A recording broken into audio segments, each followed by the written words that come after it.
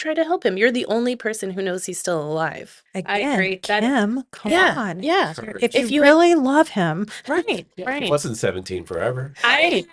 I have thought that as well. Welcome to Holiday Film Countdown. I'm Jamie Waelder, and today we are going to Lutz, Florida. That's right. This film is Edward Scissorhands, our 30th ranked holiday film. Hello, I'm Tim Waelder.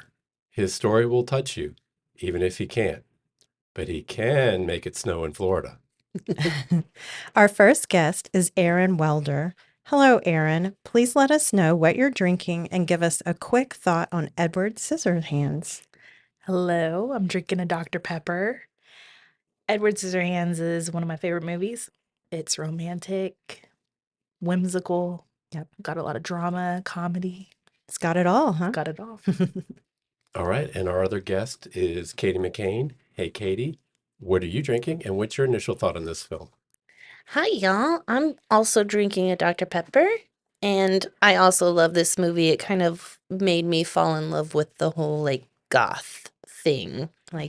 You could be weird and still worthy of love and special treatment. Yeah. I am drinking a sparkling water with a splash of deep Eddy. And my thought on this film is a little bit of the 90s angst. That's my thought. And I'm drinking a Deep Eddy with a poppy. Very, very good. Went well with the colorful nature of this film. And I'm going to say that this film is at this particular spot in our countdown because it culminates on Christmas. And so all along, we've got hints of the holiday. And then when the action is really settling up, it's that time of year. Yeah, some background. Edward Scissorhands was written by Caroline Thompson. She also wrote the screenplay for The Addams Family, The Secret Garden, and Nightmare Before Christmas. It was directed by Tim Burton, who also directed Pee-wee's Big Adventure, Beetlejuice, Batman, the 1989 version, and Batman Returns, our 32nd ranked holiday film. Edward Scissorhands was released in 1990. Yes, this was a December 1990 release, about 4 weeks after Home Alone. We'll see that one later. Interiors were filmed at 20th Century Fox in Century City, California, while exterior shots were on location in Florida, mainly in Lutz, Florida, and other areas surrounding Tampa Bay. Johnny Depp plays the lead, our title character, with Winona Ryder and Diane Wiest also starring. Johnny Depp and Winona Ryder were a couple from 1989 until 1993, so during the filming and release of Edward Scissorhands. So, Erin, what is your history with this film? I think I first saw it on TV as a child and just fell in love with the love story. As I'm getting interested in boys, I had a crush on Johnny Depp. Yeah. Thought he was super cute. Mm-hmm. Winona Ryder, gorgeous. And their chemistry on screen, It was real, right? it was real. So then knowing that they were a couple at that time, I think you could see them falling in love with each other. It was as real as the script. And Erin knows the movie word for word. How many times have you seen it? I don't know. A Okay. lot. I watch it a couple of times a year. And Whoa. I'm getting up there in age too. And Katy, what is your history with Edward Scissorhands? So I grew up with Tim Burton movies. My mom was a single mom and kind of a weird counterculture person too. So I grew up watching Tim Burton movies. So this just kind of is always a part of my memory. I don't know the first time I saw it. I did ask her if we went and saw it in the movie theater, and she said we were too poor to afford tickets at that time. So, but probably soon after that. And it's just always been a part of my movie watching life. Yeah, I don't think I saw this in the movie theater. I wouldn't remember. So I did not see it at the movie theater either, but I've seen it a couple of times on TV, but not near as many as Erin. Yeah. Or Katy. Yeah, I've Okay. probably seen it 100 times. Yeah, no, So it just was seen on it a cable few lot times. at some point Mhm. in Yeah. the 90s. Yeah. And so I've seen it multiple times, and I've seen pieces of it multiple times. All right, let's check out the trailer.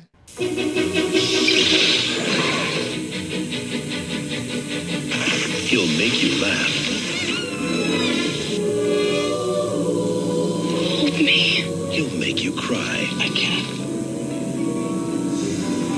most of all, you'll fall in love with Edward. I'll be darned. The best film of the year is Edward Scissorhands, rated PG-13, now playing at theaters everywhere. Any mystery? No, none at all.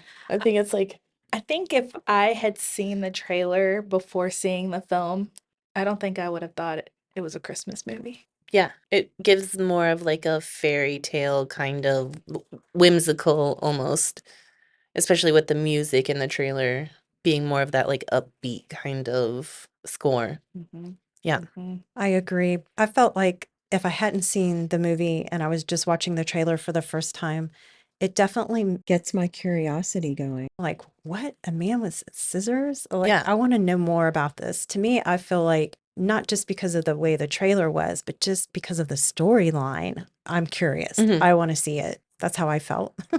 The one thing I noticed, the Vincent Price wasn't in the trailer No. They should have, just one line would have been great. because he would have passed away by that point hmm when they would have started cutting up, making the trailer, and They didn't that want to could be have been a selling gratuitous. point. Yeah. Or they didn't want Yeah. to be gratuitous. I don't know. I would think Vincent Price's final film. I wonder though if because, like Tim Burton's first film was a short film called Vincent about Vincent Price. I wonder if like out of respect he didn't want to use him in that way, to use him as a marketing tool. Yeah. Good point. Yeah. Okay, let's go inside the numbers. Sorry. I know our guests have done a lot of research, but here we go. The North American box office sales were just over 55 million, plus Edward Scissorhands did another 30 million internationally. That's a total of 86 million in sales. It cost about 20 million to make, so the profit was in the $65 million range. About the lead, Edward Scissorhands, the title role. 8 people that most of us have heard of were involved in selecting the lead. Tom Cruise was the first option, but he wanted a happier ending. Gary Oldman and Tom Hanks both turned down the role. Jim Carrey and John Cusack were also considered, while Robert Downey Jr., William Hurt, and Michael Jackson expressed interest. Edward Scissorhands has a score of 3.9 out of 5 on Letterboxd, and we'll all give our own reviews and scores later. So what do y'all think about the lead? Oh, I mean, Tom Cruise would have been crazy. I can't imagine. The only one that I think maybe could have pulled it off is Robert Downey Jr. I think some of the others, their ages are not right. Kim is in high school, so I think her counterpart needed to be about the same age. Younger. Yeah. Yeah, Johnny Depp looked young enough, Mhm. Yeah. even if he wasn't. Yeah, I think he to might have play been in that his part. mid to late 20s. Yeah. I What think John Cusack could have been great too. They kind of, John and Johnny and Robert, they kind of have similar features. Sure. The dark hair, Sure. of course, Tom Cruise does too, but Fairer skin, kind of a little gothy. but Johnny Depp, he crybaby. I think just emotional. The same year too. Mhm. Crybaby and Edward Scissorhands. He has those sad eyes, Mm-hmm. Yeah. very dark, sad eyes. He spoke a lot through his eyes in this Mhm. one. Yeah. He brought the sad mouth too. You notice that? Yeah. Yeah, definitely. I don't know. And- A lot of people could make that face. Well, Right, the- his makeup, he had just the black on his lips in the middle, Mhm. so you couldn't even really see the whole lip. Yeah. It's interesting.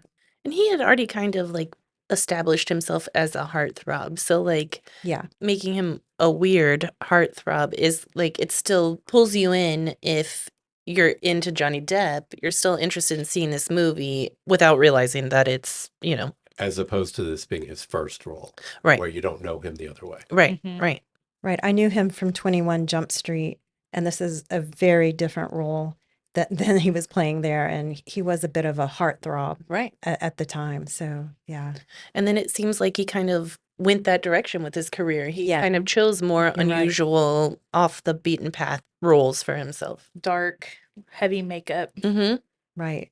Maybe because he was so successful in this one, or maybe he just really enjoyed playing that role. Yeah. Yeah. The two of interesting. them like found their soulmate collaboration through Mhm. film, I think, like Tim Burton and Johnny Depp, I think. Yeah, I wonder Yeah. how many films they made together. We'll get into that later. Yeah. Okay.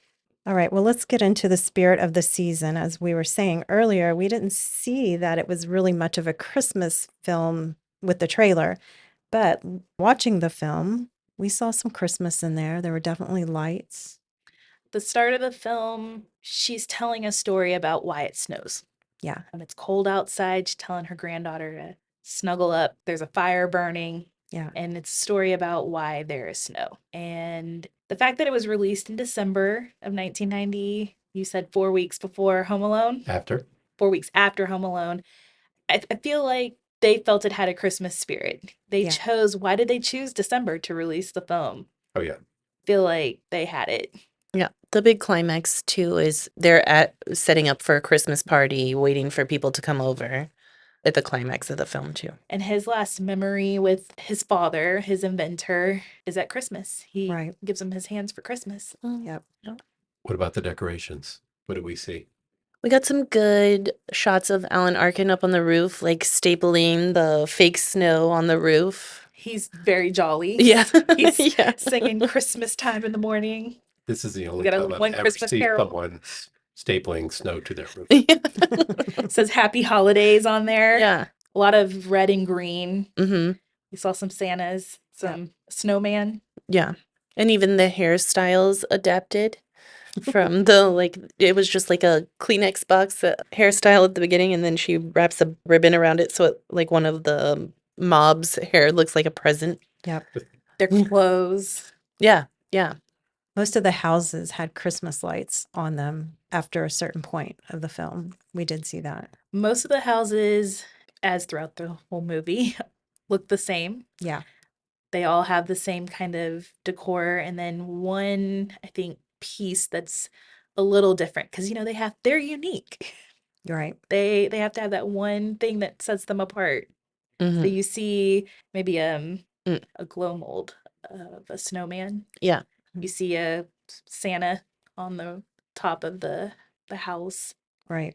We made a comment watching the film that there weren't the blow ups because it hadn't really had that craze yet, right? Of the blow ups coming. Yeah. Thankfully not. That Yeah. would have been a complete disaster. But they should have decorated the topiaries. They should have That decorated would've the been fun. topiary. Oh, that Wrapped would have been a Yeah. lot of fun. Yeah. He was not in their good graces by that time. True. Mhm. And so what remained of his lawn decor, I think he would have, if he had stayed in their good graces, if Jim's house hadn't happened, I think we could have seen snowman, topiary, reindeer topiary, Mm-hmm.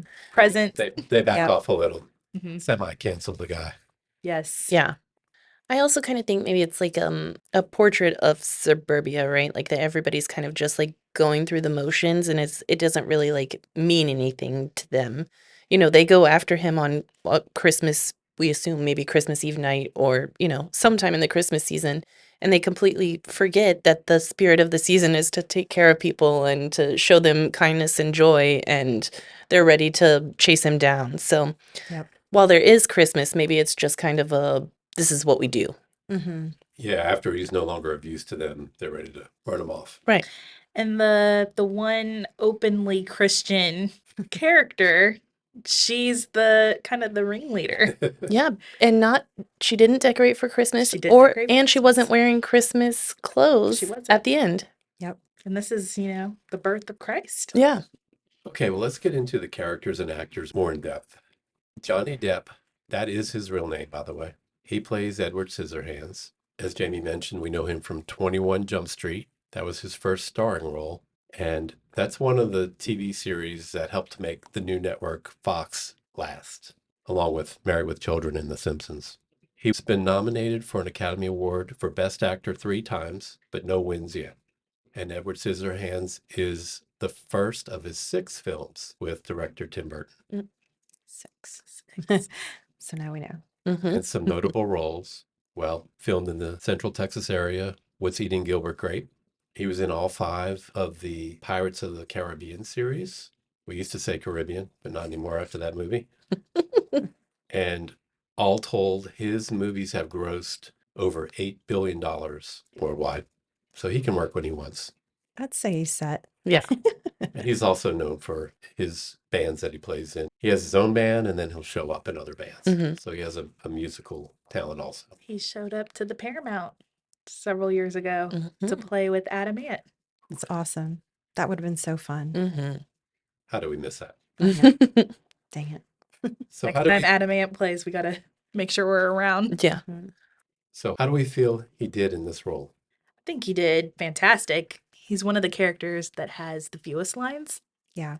So he's doing a lot of acting with expression Mhm. Oh yeah. and movement, body Yeah. mannerisms.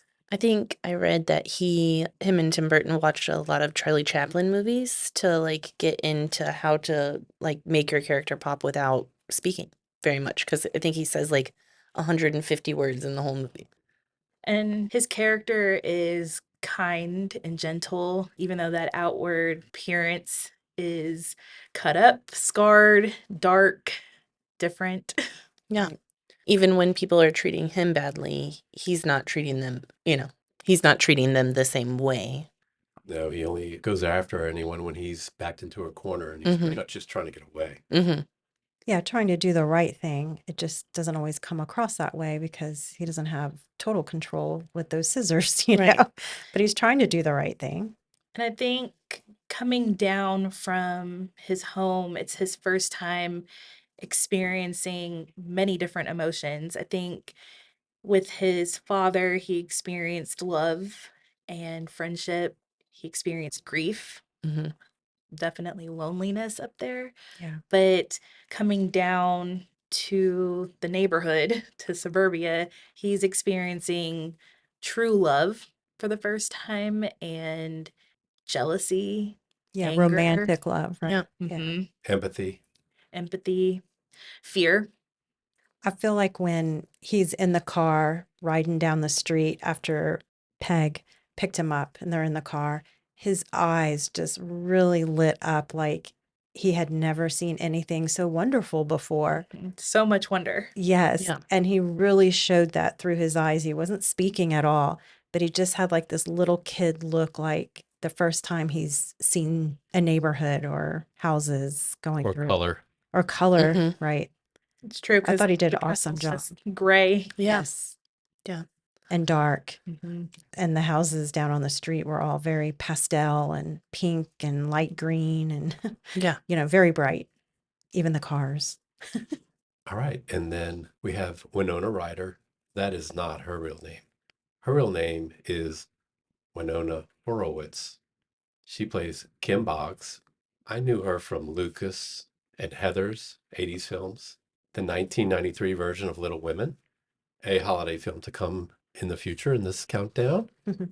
1994's Reality Bites, filmed and set in Houston, by the way. Mhm. She's Joyce on Stranger Things, one of my favorites.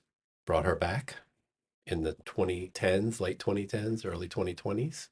She's been nominated for Best Actress and Best Supporting Actress Oscars. And like Johnny Depp, she's had a very colorful personal life, to say the least. So what do we think of Winona Ryder and of Kim Boggs? So, as a child of the 90s, Winona Ryder was it. Mhm. She was one of those actresses that she has such a unique look to her. And I felt like Kim has good character development and growth. She's weirded out by Edward. She doesn't understand why her family has taken him in, Right. where he came from, why he was in her bed in the middle of the night. She has really good character development, though. She falls in love with him. And I think I feel like the moment she realizes she's in love with him is when he's being interviewed on the TV show. And she's watching him in her living room, Mhm. and they are connecting to each other through the TV. Mhm. I think she realizes that he loves her. It's more than just a little crush, that he loves her and she loves him. And she sees the goodness in him. Yeah. I also think this was like a step for a role for her. She's punk kid, dark haired, playing the weirdo, the other person. So to play like this suburban princess and do it so well is so different from her. It showed her range, I think. Think so. True, she's a cheerleader. We see that picture of her with her pom poms, Yeah. and she's all dressed up for the prom. In another picture with her boyfriend, who they seemingly are the popular kids in school. Hmm. You mentioned that it's a different direction than her other roles up to that point, Right. because we think of her as Lydia in Beetlejuice, and she says, "I myself am strange and unusual," and reversal. Yeah.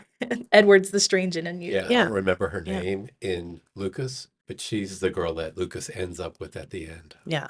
If y'all remember that. Again, she was a little different in that one, Yeah. just like him. Is that Corey Haim? Mhm.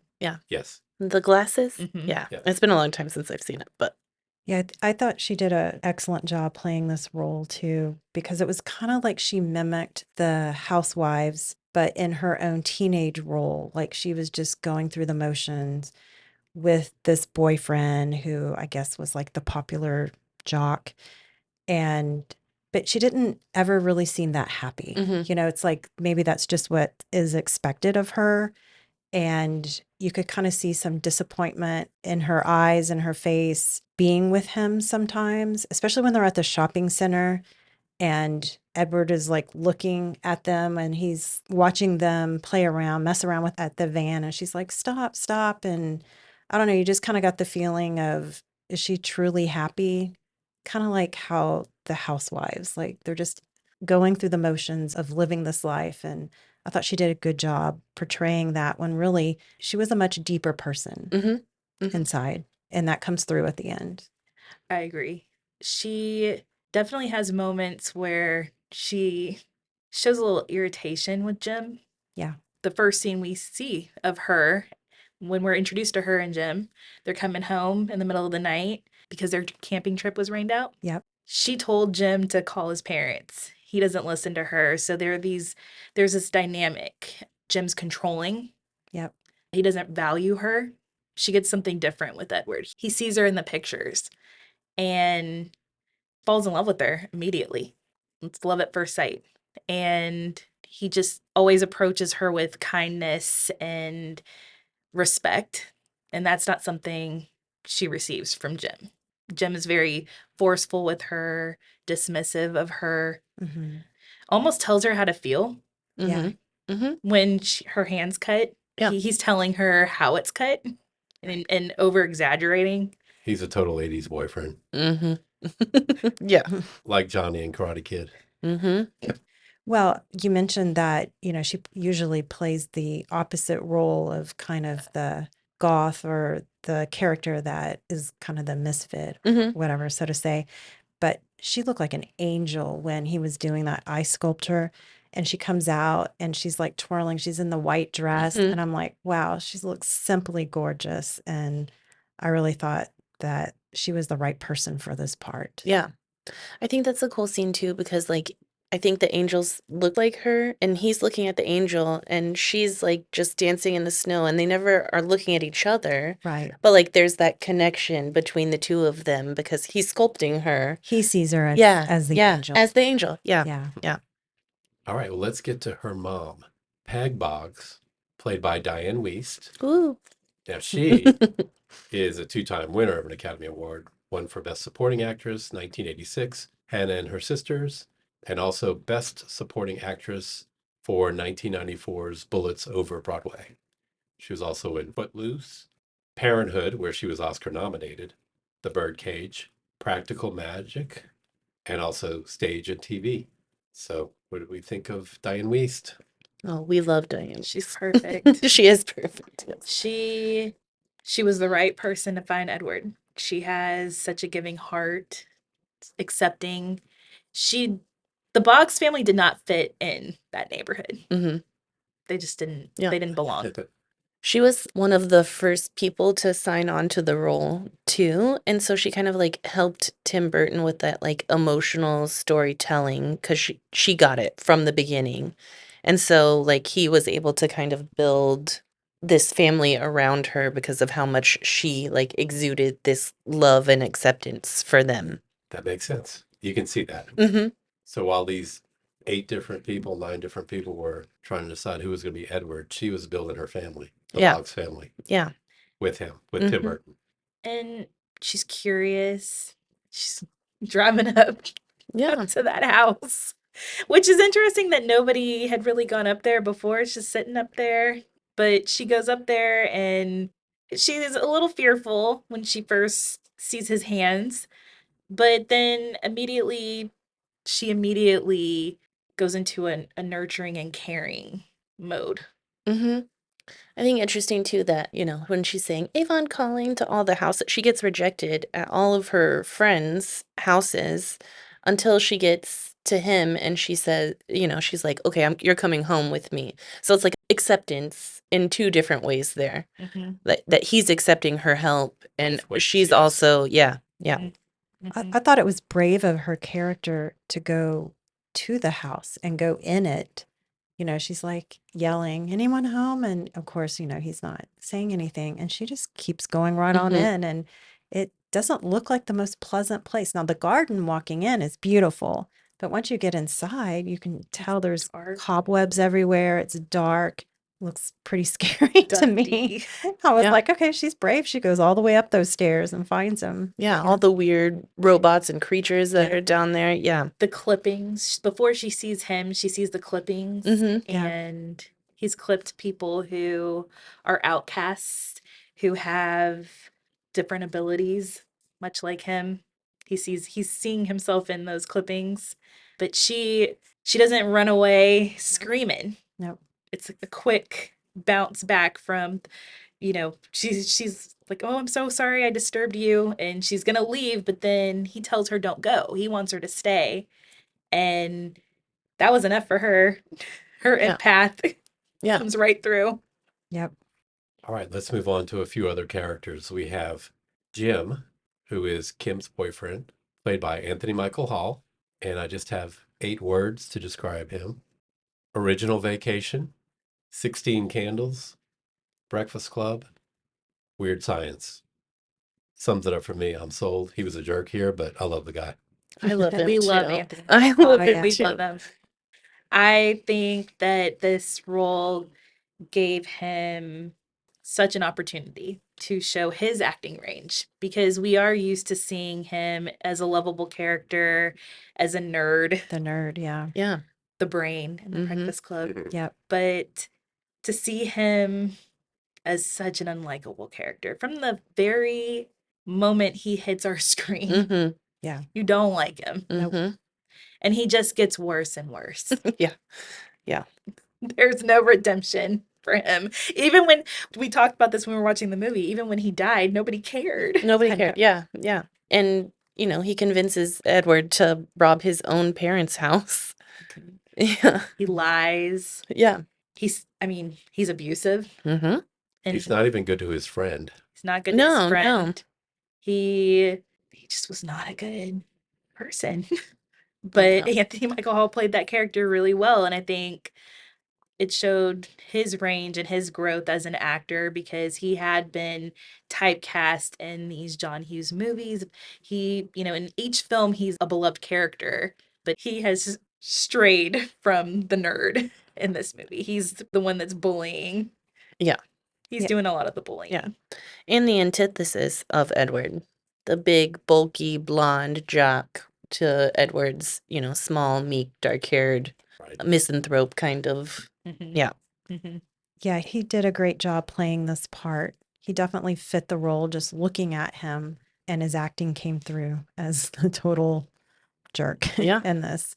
And you're right, we know him as the lovable, kind of nerdy-ish, and he plays that so well too. So Ryan. it does Yeah. show his character range for sure. Farmer Ted. I'm not actually a farmer, I'm a freshman. He was the original Russ. with Oh yeah. Clark, Yeah. Original Clark Russ, Griswold's that's son. right. Yep. Mhm. All right, then we have a couple of older actors here, Vincent Price and Alan Arkin. Any comments on them? Alan Arkin is a great actor Mhm. who is he has shining moments, but he kind of takes a back seat to everybody else in the movie. He just is so oblivious to the whole thing. He's just on his own path. Even, we talked about during the movie when he's stapling the snow up there and he kind of witnesses the whole interaction between Jim and Edward after Kim gets cut. But he doesn't say anything. He hears them yelling at each other and he's like, "Hey, Edward, where are you going?" Or when he gets him drunk, he pours him the glass of whiskey, pours himself one, watches his reaction, and then, Just keeps drinking. yeah, just keeps. I think that he is a good symbol of a man in his midlife in suburbia who, Peg's not bringing in a lot of money with her cosmetic sales. Yeah.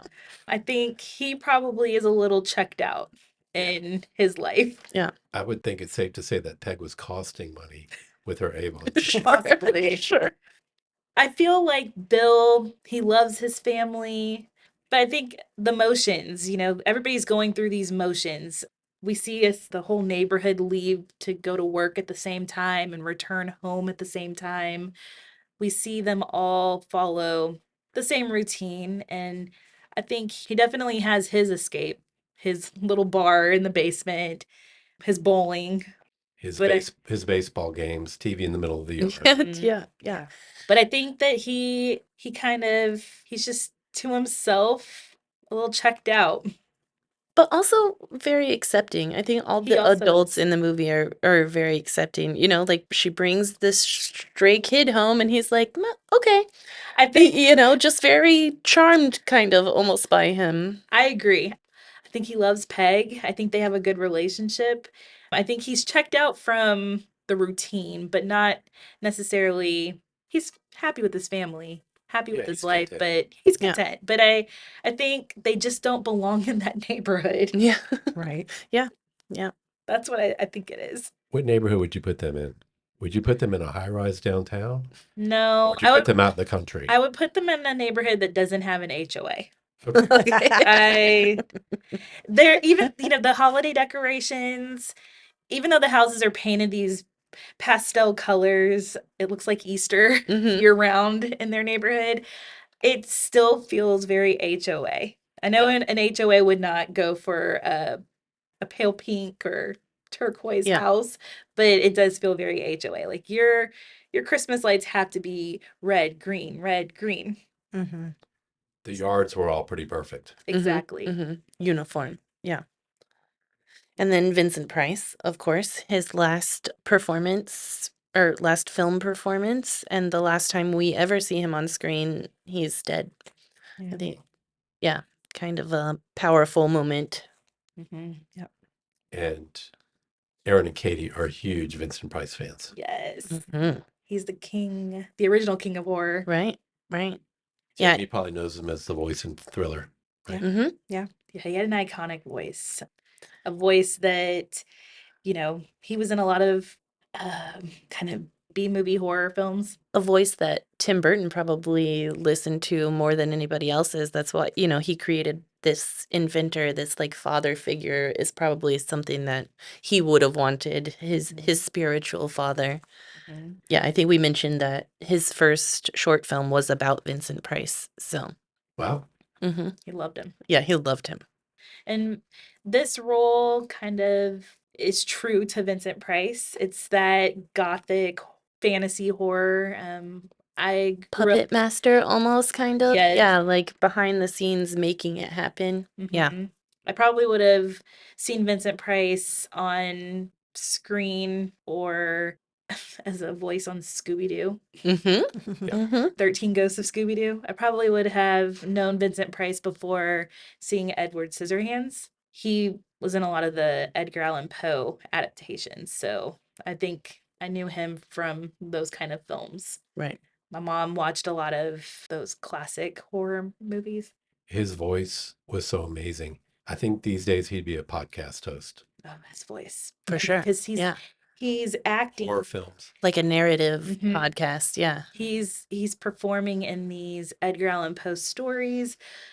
Edgar Allan Poe, one of the most famous Gothic novelists, so it just is befitting that he's in this Gothic fantasy romance film. And yeah, he's incredible.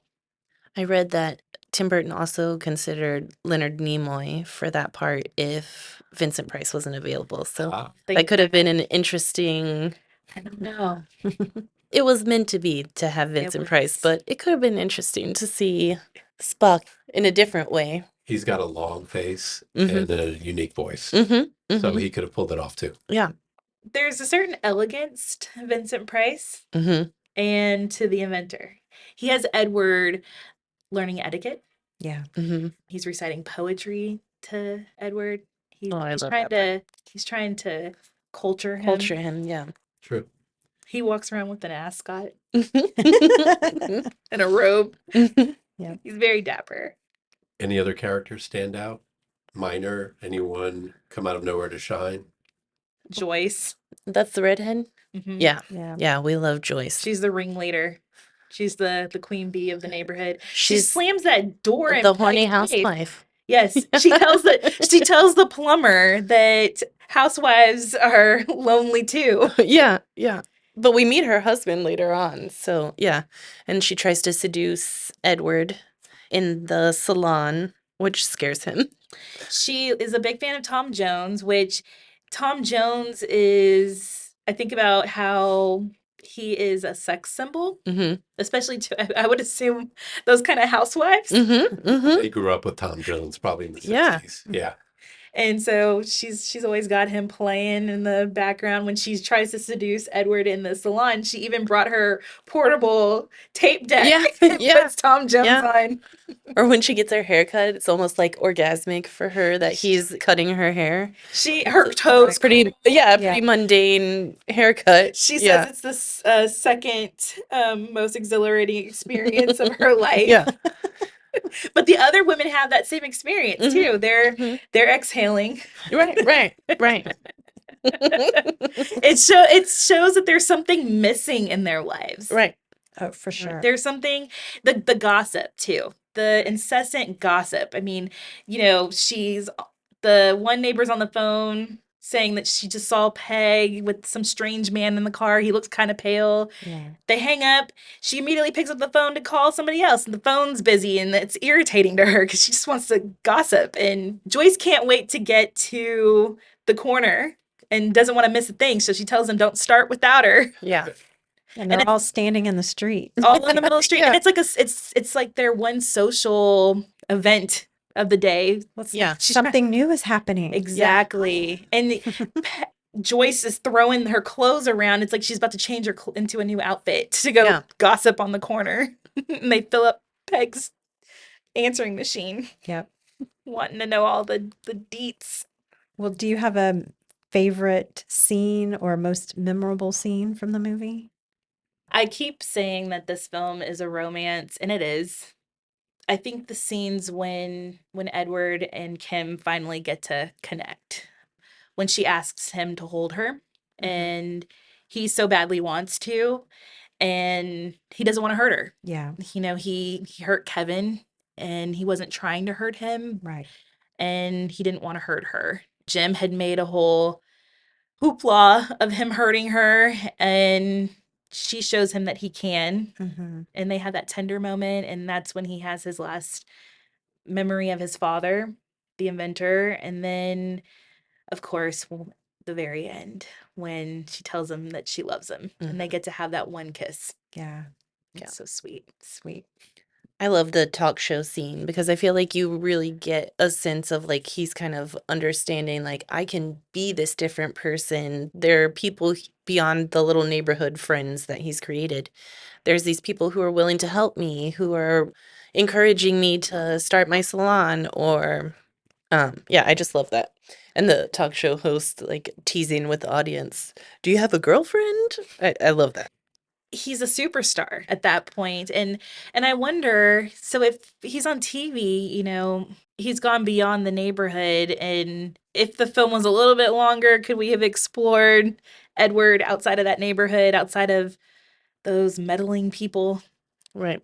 Right. Wasn't there a point where someone brought up, well, if you didn't have scissors for hands, you wouldn't be famous or on TV right now?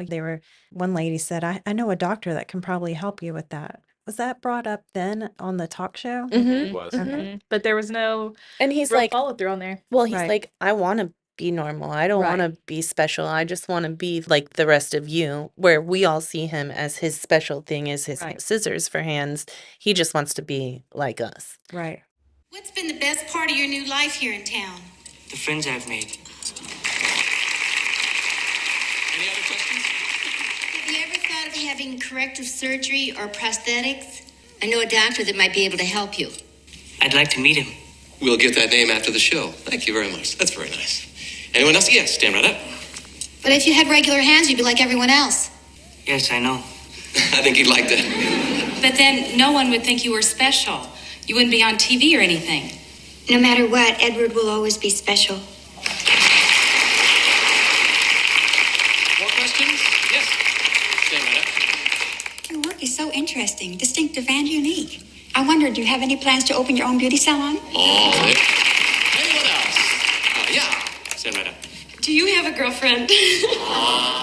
And he, in that moment, is fitting in with them Mhm.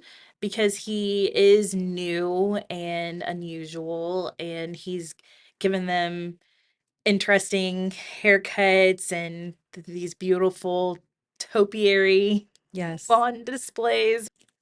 Well, I think one of the funniest scenes is when I think it's Joyce is watering the lawn in her heels and the dog comes out and you just see fur flying. Yeah. I mean, you can't see the dog anymore.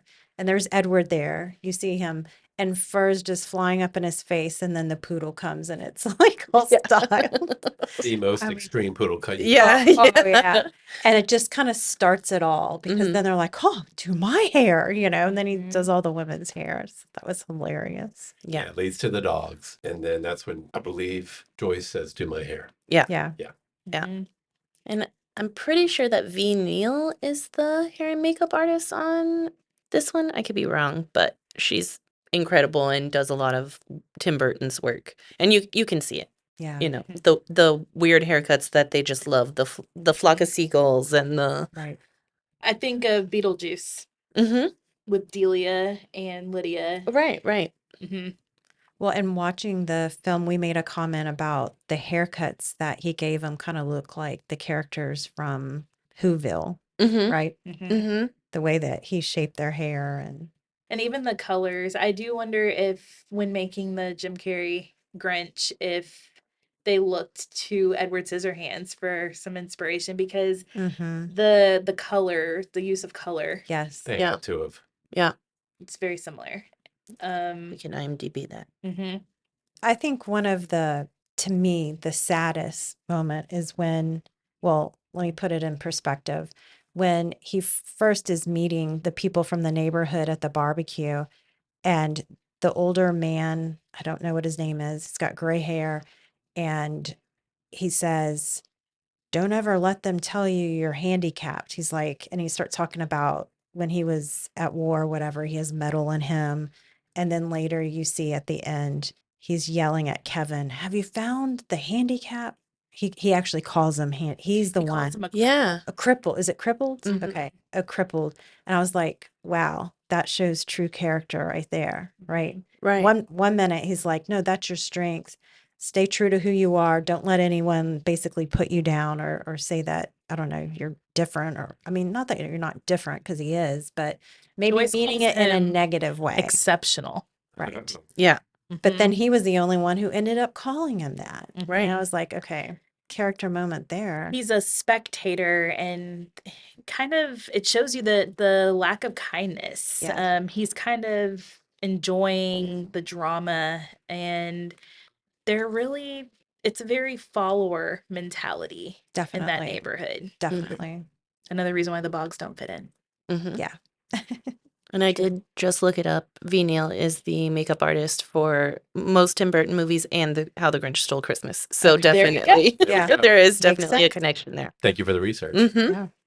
All right, well, let's move on to the best line or quotable line. What do we have here?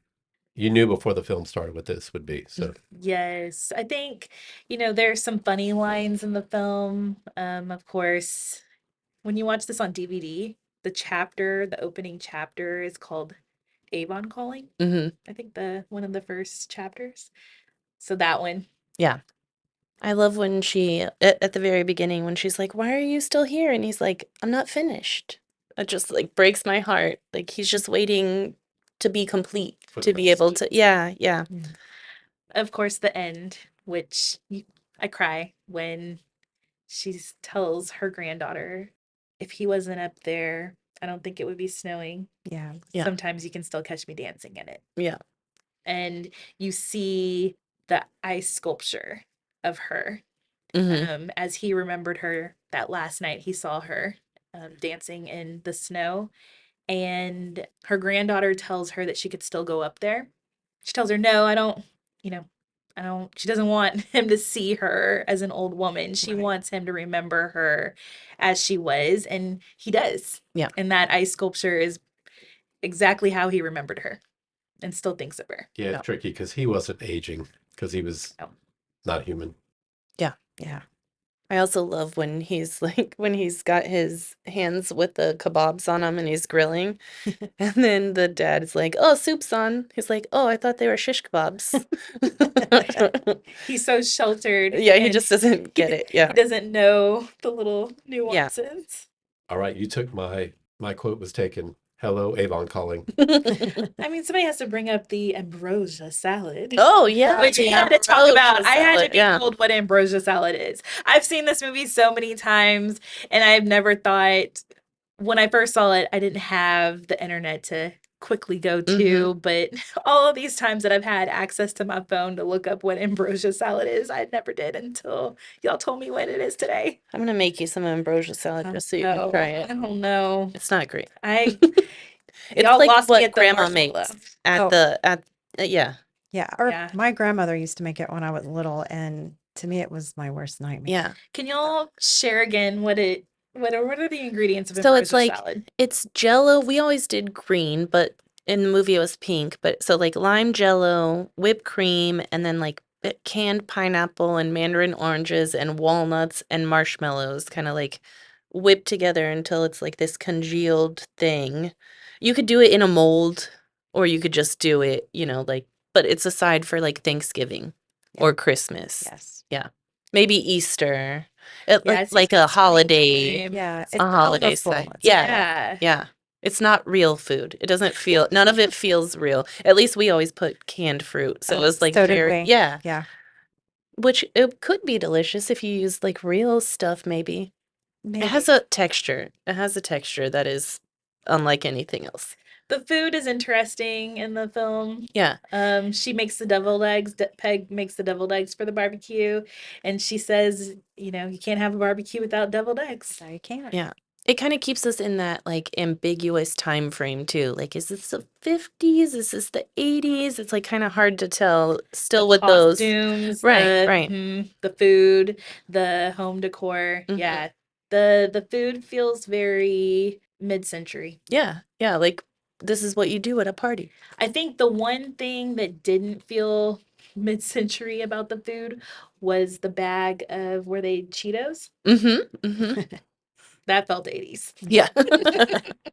Even though the film came out in 1990. Yeah. But it still felt very 90s. Filmed in the 80s. Yeah. With a lot of 70s cars. We Mhm. had Vega, Nova, Pinto, Gremlin, Gremlin. Yeah. Pacer. So those Yeah. are very 70s. Yep. All right. So what would you say the moral of the story is? We kind of touched on it, but Pretty We obvious. talked a lot about acceptance. yeah. Yeah. Acceptance about breaking out of your mold or, trying to change your life. Embracing difference. Mm-hmm. Yep. I think being your own person, thinking for yourself. Yeah. It was kind of a fish out of water, affects some people positively. And though the fish has to go back into the water, their lives are affected permanently. Mm-hmm. Yeah. Right. I think leading with love. Yeah.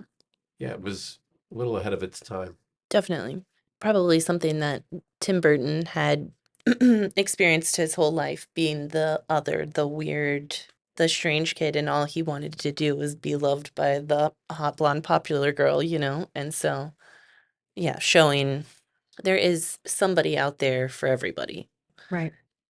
All right, hot takes. Do we have any hot takes here? Mm. I do. Ooh. I mean, Kim could have taken away a lot of Edward's problems if she would have just told the truth. Yes. I mean, she Yeah. knew it the whole time. Like, if she really loved him, why wouldn't she just tell at least her mother, like, what was going on? Yeah.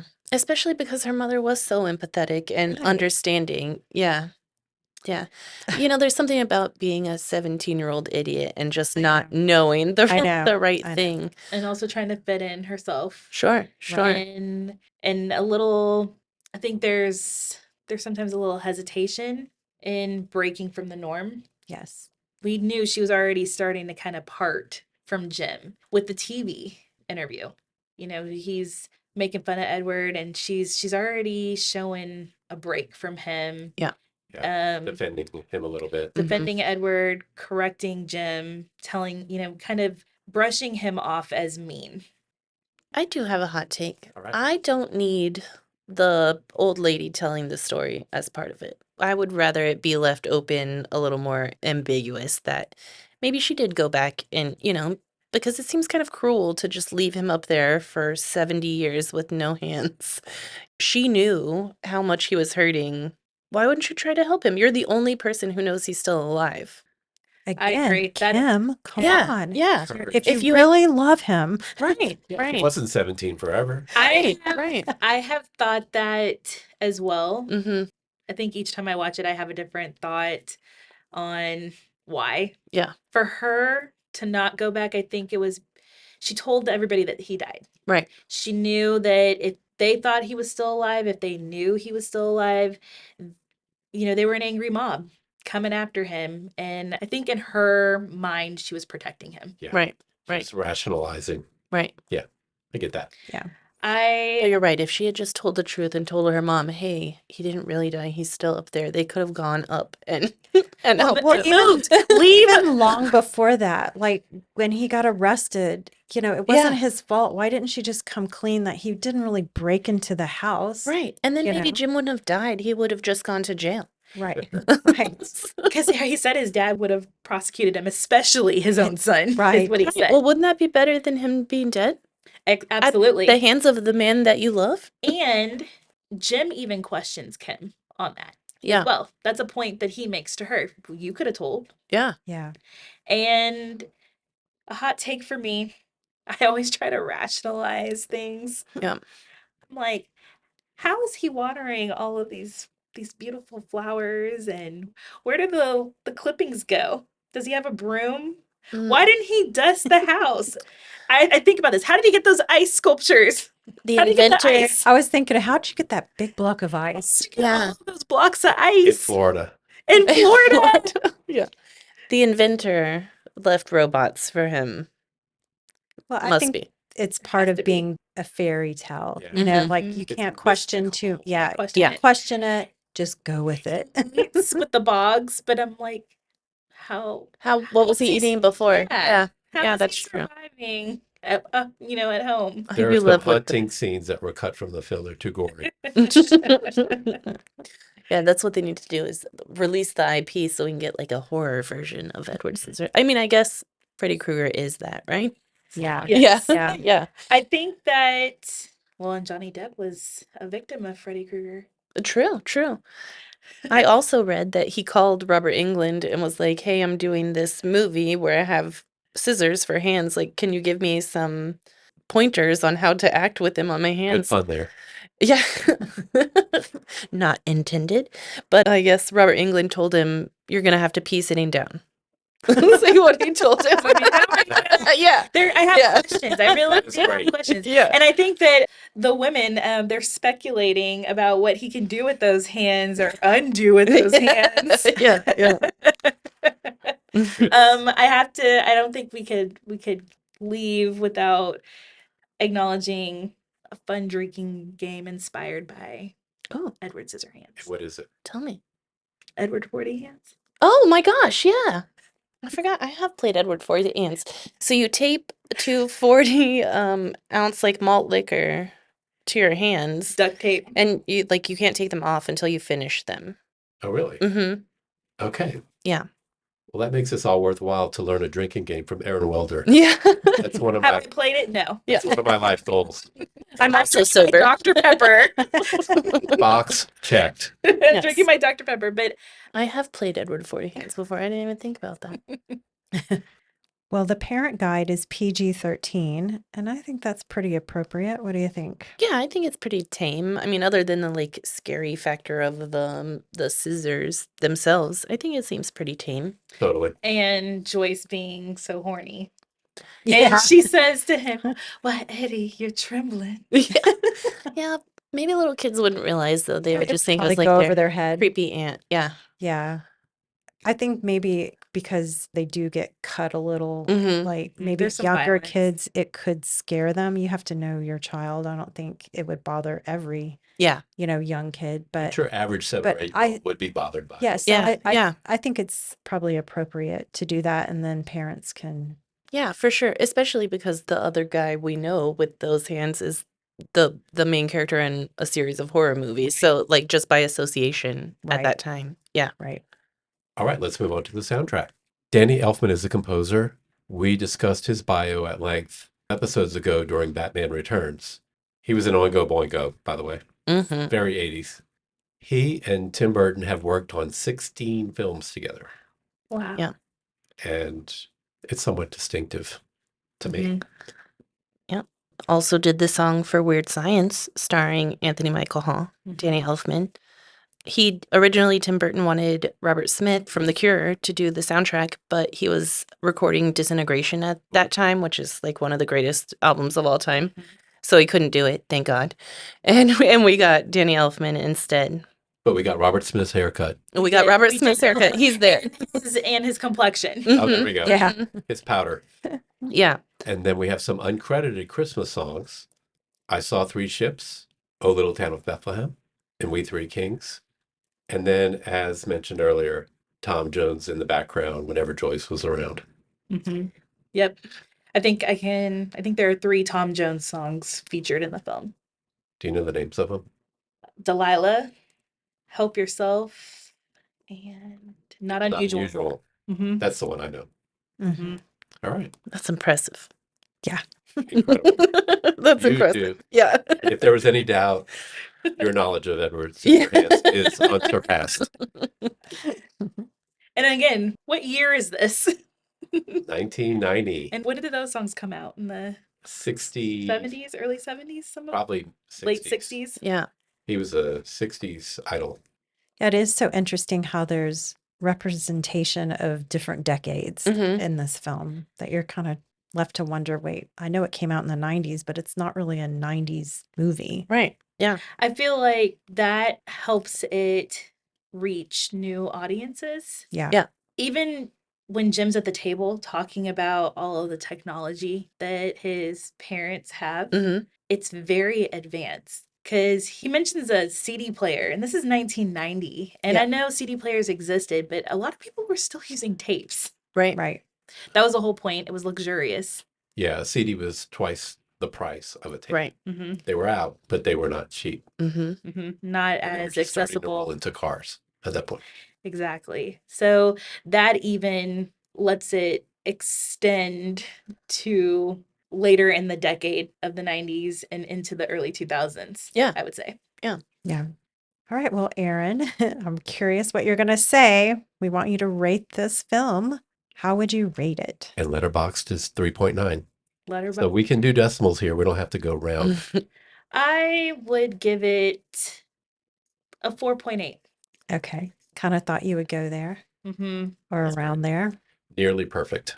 Nearly perfect. Again, as I've gotten older, sometimes I try to rationalize too much. I'm like, that doesn't make sense. Which is sad because I think as a kid, you overlook that. Yeah, you like the fairy tale. Yeah. Exactly. And it's kind of like when a child no longer believes in Santa. Right. What's keeping it from being a 5.0? I would think, again, some of the things that I try to rationalize, but also some of those hot takes that y'all mentioned. Why didn't she go back? Yeah. Why couldn't they be together? No, this is the real hot take, actually. Why did the inventor not give him those hands? Those scissors seem a lot more complex than actual hands, right? Right. Yeah. Yeah. It was very interesting. So I think, again, me trying to rationalize. Well, like maybe he was building him originally to be like one of the automated creatures in the shop, and then when he realized like, oh, I can make him more in my image. A companion. Yeah. Yeah. He definitely got inspiration to create him Mm-hmm. by one of those machines. Yeah. Yeah. He was Yeah. making the sugar cookies. Yeah. And then the other one was cutting the lettuce. Mm-hmm. Yeah. Mm-hmm. All right, Yeah. Katie, here we go. What's your rating? I'm gonna say 3.5. But I love it. It's just not my favorite Tim Burton movie. I like the weirder ones. Like I want it to be Beetlejuice and like, strange and unusual. But I do love Edward Scissorhands. And again, I watch it once or twice a year. Okay. Yeah. I'm going to have to agree with Katie. I think 3.5 is where I'm going to put it to for me. I think it's a good film, but it's not something that I'm not like Erin. I don't watch it over and over a few times a year. Okay. I've been swayed up on this one. Erin's face. I love it. I'm feeling a 4.2. Nice. All right. We're getting up there. As a pure Christmas film, it might be lower, but as a film overall, it's a 4.2. The way it's made, the acting, the novelty of it. Mhm. It's just really not like anything else, and I think it sets the table for others to come. So I feel like it was a bit of a trailblazer. I So think the music, we were talking about the music. I think the music also makes me feel Christmassy. Yeah. Their tunes, Danny Elfman's score. I think that Batman Returns achieves the same kind of thing that you're talking about, that it feels very Christmassy because of the music. The film might not necessarily be super Christmassy, but his take on it makes it that way. Absolutely. And I am another one of those that believes Batman Returns is a Christmas movie. I do watch it at Christmas time. Mhm. It is actually my favorite Batman Mm. of any Batman. All right. wow. I love Michelle Pfeiffer Mhm. Yeah. and Danny DeVito. I Yeah. think it's perfectly cast. It also has elements of Christmas. Christmas is happening around Mhm. them, but it is not the focal point of the movie. But I feel very much a Christmas movie. So, Erin, who would you recommend this film for? I would recommend this film to anyone, really. Thought you were going to say. I would, but I think I saw it at the right age. Okay. I must have been about 11, 12 years old Yeah. when I first saw the film, and that was a good age. Okay. I think so too. I think young people who are experiencing, not understanding who they are, how they fit in their neighborhood, in their school. I think being able to see some character on screen like that and be able to relate with them is important. I grew up watching Tim Burton movies, and it's cool to be weird. You don't have to look like everybody else. And you can be a movie star. So like I think the misfits, the goth kids, like it's all a love story for them. I agree. Yeah, I agree too. I think this film, well, what you were saying, Erin, around that time, it's like middle school, 11, 12.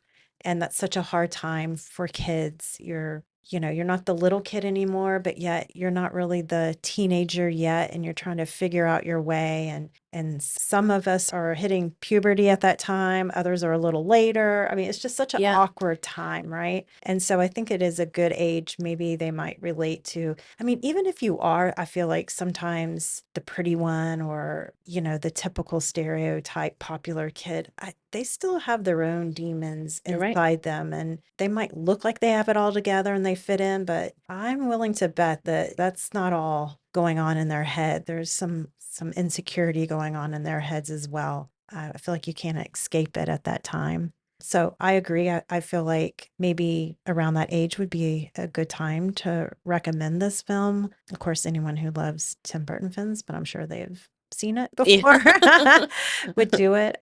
I don't know. I don't know how an older crowd would take it, but I think they'd be okay with it. There's nothing bad in it. So I pretty much think anyone, yeah, maybe 11 and on. I think it just occurred to me that, like when you're feeling awkward or uncomfortable, you kind of like don't know what to do with your hands. You don't know where to put them. And I just never connected that like he doesn't have his hands. So, but he never really seems uncomfortable or awkward in any, well, he's awkward, but like he doesn't seem like he feels out of place, with people. So I think the symbolism of his hands. And he's always holding them straight out in front for everyone to see. They're not Yeah. behind his back. Like Yeah. he's not trying to hide them. He's just like, Right, because he doesn't here I know am. that he's different. Right, I right. think the one thing he does that we do with our hands, Mhm. he does move the scissors a little bit. He Mhm. does fidget them a little bit, and I think that's his way of channeling that Yeah. that nervous energy. Or how he Yeah. talks with his hands, because I know I Yeah. talk with my hands. Yes. So I would recommend this to current day adolescents because it also shows them that we've progressed some. In the late 80s, early 90s, kids weren't as nice as they are now. They just weren't. And so, yeah, it gives something to identify with for the kids who are feeling different or awkward. But it's also a reminder that we've improved and the popular kids are nicer today than they used to be. Yeah. I We treat agree. each other better as humans. Yeah, that's a Yeah. great point. That's a great point. Kids these days wouldn't be calling somebody else a cripple. No. They wouldn't say that. They know that that's A freak. Yeah. Right. Yeah. And wanting them to be isolated for their differences. Yeah. I think in the 80s and 90s, bullies were celebrated. Mhm. We talked about Winona Ryder being in Heathers. That's another movie where she breaks away from from conformity and trying to fit in. Yeah, I'm not saying that they're all super nice now. Everyone it's No, utopia. it's still there. It's still out there. But as a whole, the average kid is nicer than the old school average kid. Yeah. Yeah. As an adult seeing this film for the first time, my dad watched it. I think he saw it on TV, much like I saw it on TV. It's amazing. All of these times I was watching it, I must have been in my room with my personal DVD in the computer, watching it on the laptop. Mhm. But my dad watched it a few years ago for the first time, and I wasn't sure how he would like it. I knew he liked Tim Burton, but he wasn't, he's not the biggest Tim Burton fan, but he really liked it. He did. Good. He appreciated the talent that is in this film and the story, of course.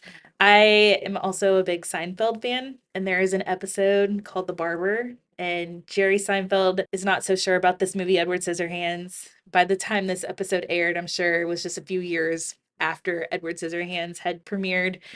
But it's about a barber, and I think Jerry watches the film and ends up being a fan of it. Or maybe the barber hadn't, I think one of the barbers hadn't watched the film, and then he watched it and was like, it's a beautiful film. And I just love that was kind of a part of the storyline. Cultural zeitgeist moment. Yeah. Yes, that this, a show that has gone on to be, one of the most Iconic. Celebrated, yeah. Yes, celebrated syndicated. sitcoms of all time. One of the, considered one of the greatest TV shows of all time. I think that Edward Scissorhands, the fact that it has a place in this show, speaks to its significance too. All right. Well, Erin, what is your favorite holiday film? It's Edward Scissorhands. It is. And I have my list of films that I know y'all are covering, I'm sure, because they are definitely on that full 50 countdown. Yep. But I watch Edward Scissorhands multiple times throughout the year, but I have to watch it at Christmas time. I do. That is why you're here. That is why I'm here. And I love It's a Wonderful Life. Yeah. I love Muppet Christmas Carol. Mhm. Those are also staples for me. But Edward Scissorhands is like It's a Wonderful Life. Not all Christmas movies have to be jolly. A Christmas Carol is not a happy story either. Right. Nope. Right. Yeah. Yeah. I clearly like the somber Yeah. Well, that clinches Christmas it. tales. Your decision solidifies its place on this list because there is no doubt now that it is a holiday film. It is a holiday Mhm. film. And Katie, what is your favorite? My favorite is an 80s movie called, my husband calls it the feel bad Christmas movie. It's called Lesson Zero, and it's Andrew McCarthy, and he comes back from college at Christmas to visit his friends Jamie Gertz and Robert Downey Jr., and hijinks ensue. So that is on my top 10 all-time list of movies, period. Yeah. It made our honorable mentions as a high-quality film with just not enough holiday to be here. That's fair. And when we do our teen film countdown or young adult film countdown, that one's yours. Yes. Yes. I love that cast. Yeah. I love that vibe. I love that time. Mm-hmm. I was probably late middle schooler. Yeah. Probably too young to watch that. Mm-hmm. Mm-hmm. But hey, it was cable TV. That's right. That's right. Erin, is there anything that you would like to promote about yourself? Anything, your socials? I don't have socials. Okay. Erin doesn't promote herself. That's all right. I try to hide. I want to be like Edward Scissorhands, alone up in my. Hey, Erin has introduced a film at the Paramount now. So she's promoting that from the stage. I would like to promote coming to see classic films. I got to see Edward Scissorhands on the big screen for the first time We watched it in together. December. Watched it Yeah. with Katy. I watched it with my partner. Little side story, when my partner and I went on our first date, he thought that a local restaurant in Austin was screening Edward Scissorhands, and he knew that it was one of my favorite movies. Because back when I had socials, and I don't even want to mention the website because that will tell you all how long ago it was. Just now. MySpace? It was MySpace. Okay. Not Tinder, right? I had not, no, that did not exist then. Yeah. I had mentioned on MySpace that Edward Scissorhands was one of my favorite movies. So as he was getting to know me through this website, he saw that Edward Scissorhands was playing at a local restaurant, and we went, and it was Close Encounters of the Third Kind. And we were still together, but we had this ongoing argument that he got the date wrong. He says the Chronicle printed it incorrectly. He still But sticks with this he's- too, though, he's- because she does call him on it. I think he had an old issue of the Chronicle and got the date wrong. It had screened at the restaurant the week before. So when we went to see it on October 19th, 2006, he had the date wrong. That is a long movie. I hope you got along. And it was nerve-wracking. I was so nervous to be on this first date with him. We had just played a game of putt-putt at Peter Pan. And you're like in a restaurant watching a movie, so you can't even like hide in the darkness. And it was a long movie. It was a weird movie. There was a lot of beeping. Yeah, mashed potatoes. It was not, I didn't want to eat on the first date either. I was so nervous. So to finally get to see Edward Scissorhands on the big screen with him was really special in my favorite theater. Yeah. Yes. There you go. And so I am going to promote that. Seeing your favorite films on the big screen. Yeah. Even if it takes almost 20 years to do it. Get it in. Yeah. Katie, is there anything you want to promote? Well, I am a film student, so I'm working on a few projects right now. I just made a music video for my friend's Bob Ross themed band, so we're working on editing that, and that should be out soon. And I'm working on a screenplay about Madeline Murray O'Hare, who's this like famous atheist who was responsible for getting prayer taken from schools. And then, like, separation of church and state, don't make kids pray in school. And then she moved to Austin, started this huge atheist organization, and she was kidnapped by members of her organization. They stole all her money and murdered her, and APD didn't do anything about it. They were like, oh, she's an atheist. She just didn't want anybody to pay attention to her. So I'm writing a screenplay about her right now so that people can learn about her, because what she did for us in the 60s is probably shortly going to be taken away. Yeah, 1963. And then Life magazine named her the most hated woman in America Wow. after that. So I'm working on that screenplay, doing research, and yeah, Great. I love movies. Yes. That's what I want to promote. Excellent. All right. Well, thank you for joining this discussion of our 30th ranked film, Edward Scissorhands. Please like, follow, and comment on this podcast. Yes, please share and spread the word about Holiday Film Countdown. Thank you, Erin and Katy, for joining us. And thanks to all our listeners. Next week, we're moving on to our 29th ranked holiday film, which will take us to New York.